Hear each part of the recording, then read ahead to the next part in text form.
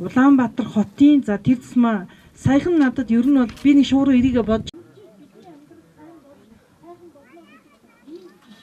манай хишиг зуул бас энд сууж байна. За ер нь бол ингээ бас миний яг тэр үед дааж исэн ангийн хөөчтэй ийм нутаг байсан. За тэгээд өнөөдөр бас ингээд сая ирж одоо бодож илаа. За мэдээч хүмүүсийн ажил амьдрал одоо янз янз байгаа бах. Одоо шууныхандаа бүгдээр нас намынхаа өдөр зүйлийн нэрийн өмнөөс талархаад долгоргоо ингээд сати дарга бид дөрв бол энэ одоо шуун фабрикийн хэмээсэн хинэн ч илүү баян байгааг бах, хинэн ч илүү орлого илүү олдгүй ямар байдалтай хүлээлгэж өгчээсэн эргээд 4 жилийн дараа ямар болсныг бид газар дээр нь одоо нийслэлийн удирдлагуу, дүүргийн удирдлагуу, за дүүргийн цагдаа, Улаанбаатар хотын газрын алба ингээд бүлдээ ажлын хэсэг баг гаргаж одоо хамтарч ажиллаа. За өнөөдөр энэ одоо нөхцөлөдийг ингээ газар дээр нь харахад бол үнэхээр одоо нүд галтрам одоо ийм үйл явдал болж нэг юм дайн нэрвэгдсэн юм шиг одоо тий.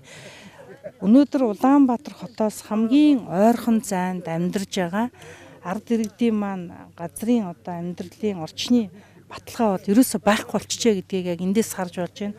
Хоёрдугаар өнөөдөр ямар хариуцлагагүй уул уурхай эрхэлж газрыг дороотуулж, ард түмний амьдралыг дороотуулж хүн нь одоо бараг уух ундны усгүй болж байгаа юм байна. Хоёрдугаар мал нь бичих газаргүй ард иргэдийн амьдралыг нүдэн дээр яаж дороотуулж байгааг бид харж байна. Энэ бол одоо цэвэр хувиа бодсон арчаагүй хүмүүсийн хийж байгаа үйл ажиллагаа гэж дүгнэхээс өөр бол арга алга. Тийм учраас хамгийн эхлээд нэгдүгээр бид нар одоо дундын ажлын хэсэг байгуулъя гэж тохирлоо. Хоёрдугаар энэ ажлын хэсгээс бид нар ямар арга хэмжээг авах вэ гэвэл нэгдүгээр тэнд үйл ажиллагаа явуулах лиценз зөвшөөрөл өгсөн аж ахуй нэгжүүдийн үйл ажиллагааг нэг бүрчлэн гаргаж ирээд цуцлах асуудлыг тавина. Улаанбаатар хотоос ийм ойрхон зайд одоо өөрөөр хэлбэл туулынхаа төв рүү ороод айлын хашаан дотор одоо карьер эрхэлдэг болцсон гэд яриад сууж байгааг харахаар үнэхээр одоо сэтгэл эмзэглэж байна. Тийм учраас бид ингэж одоо хууль дүрмийг уландаа гიშгэж за үнэхээр одоо бизнес эрхэлж байна, аж ахуй эрхэлж байгаа нэрийдлэлээр ингэж ард түмнийг хохироож, нийтийн эрх ашигыг хохироож байгаа энэ үйл явдлыг бол таслан зогсоохоос өөр арга байхгүй. Тийм учраас энд үйл ажиллагаа явуулж байгаа бүх аж ахуй нэгжүүдийн зөвшөөрлийг цуцлах.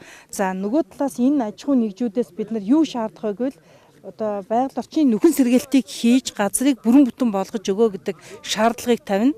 За хэрвээ ингээд аж ахуй нэгжүүд энэ шаардлагыг хүлээж авахгүй энэ асуудлаа шийдэхгүй бол бид нар цагдаагийн ерөнхий газрын байгаль орчны гэмт хэрэгтээ тэмцэх газарт нь нүгж асуудлыг шийдвүүлнэ. Хуулийнх дүрмийнхэн дагуу явнаа л гэж ингэж бодож байна. Түүний үр дагавар ер нь хинт хэрхэн яаж нөлөөлөх вэ гэдгээ тооцоолохгүйгээр манай арчилсан гэдэг бол 1 номерын асуудал байдаг юм байна.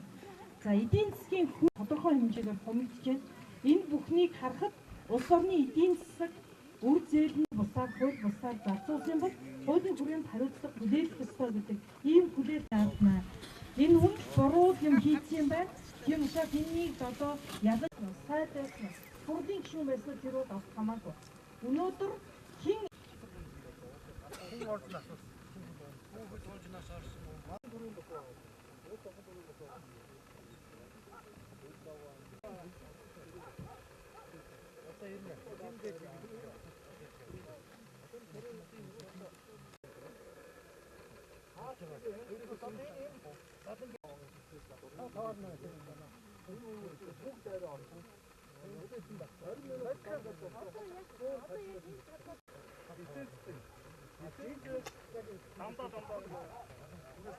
цаг нь хагур яваа юм. Одоо ингээд карьераа ингээд зүмэлж ороод амар өсөлтөө.